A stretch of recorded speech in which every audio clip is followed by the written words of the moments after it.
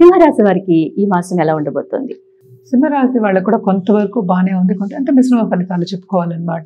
కేతు కూడా ఉంటే ఏదో ఒకటి పెడుతూనే ఉంటాయి, అంటే టెన్షన్ ఏదో ఒకటి ఉంటుంది, లేకపోతే ఒక ఇబ్బంది ఉండడం ఇలాంటివి జరుగుతూ ఉంటాయి. చాలా మటుకు అంటే హెల్త్ రీత్యా బాధపడే వాళ్ళకి కొంతవరకు ఈ నెలలో కొంత ఊరట అనేది కలుగుతుంది. అండ్ 12లో జూపిటర్ ఉంటే బలంగా కూర్చుని ఉన్నాడు ఆయన, తప్పక ఖర్చులు అనేవి చాలా అధికం, శ్రమ కూడా చాలా ఎక్కువ ఉంటుందన్నమాట. అండ్ ఆల్సో మనం చూసాము అంటే అష్టమ శని కూడా జరుగుతుంది వీళ్ళకి. సో అష్టమ శని మూలాన్ని ఏంటంటే ఏ పని చేసినా 1కి 2 సార్లు చేయాలి, అంటే పేషెన్స్ అనేది ఎక్కువ ఉండాలి. అలాగే పర్సనాలిటీ డెవలప్మెంట్ మీద ధ్యాస పెట్టడం అనేది మంచిది. అలాగే ఏంటంటే ట్రావెలింగ్కి వచ్చాము అంటే కనుక తప్పక ఫారిన్ ట్రావెల్ అనేది మనకి కనిపిస్తోంది. ఈ రాశికి అధిపతి మనం చూసాము అంటే యాక్చువల్గాను సన్ అంటే సూర్యుడు అయ్యారు, ఆయనేమో నీచ స్థితిలో ఉన్నారు.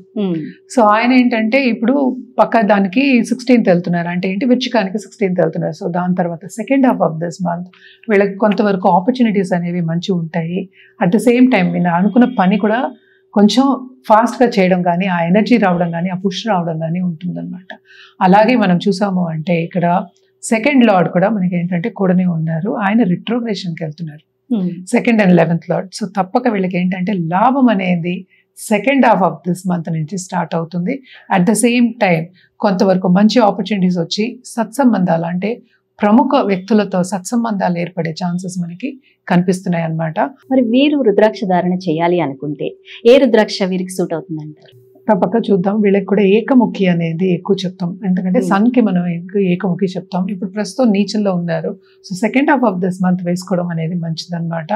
అలాగే మనం చూసాము అంటే కేతుకి ఏంటంటే ఎక్కువ మనం చెప్పేది మనకు 9 చెప్తాం అనమాట, 9 అంటే 9 ముఖాలు అంటే నవముఖి ఎందుకు చెప్తాము అంటే ఏంటి ధైర్యం కోసం కూడా చెప్తాం, దుర్గాదేవికి చెప్తాం.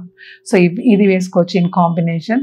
అదొకటి కాకుండా వీళ్ళు రెమెడియల్ మెషర్స్ చేయాలి అంటే కనుక తప్పక రాహుకేతు పూజలు చేయడం కానీ, హోమాలు చేయడం కానీ, అంటే ఏంటంటే మన నవగ్రహ హోమాలు చేయడం కానీ చాలా మంచిదన్నమాట.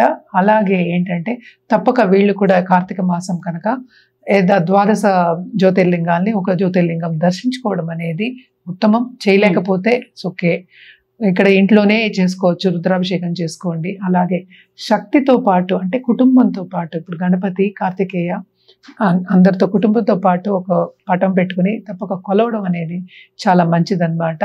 అండ్ ఆల్సో ఎప్పటికైనా మనం చెప్పేది ఏంటంటే సింధూరం పెట్టుకోవడం కూడా చాలా చాలా మంచిది, అంటే ఆరెంజిష్ కలర్లో ఉంటుంది. సో సింధూరం పెట్టుకోవడం, అలాగే సండే అర్ఘ్యం ఇవ్వడం,